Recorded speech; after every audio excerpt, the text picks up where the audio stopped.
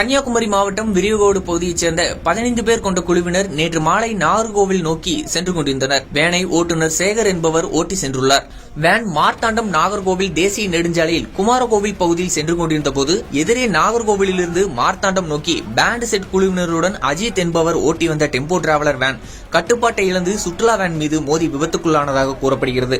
இந்த விபத்தில் வேன்களின் இடிபாடுகளில் சிக்கிய டிரைவர், குழந்தைகள் உட்பட 15 பேர் படுகாயமடைந்த நிலையில் படுகாயமடைந்தவர்களை அக்கம்பக்கத்தினர் மீட்டு ஆம்புலன்ஸ் மூலம் சிகிச்சைக்காக தக்கலை அரசு மருத்துவமனையில் அனுமதித்தனர்.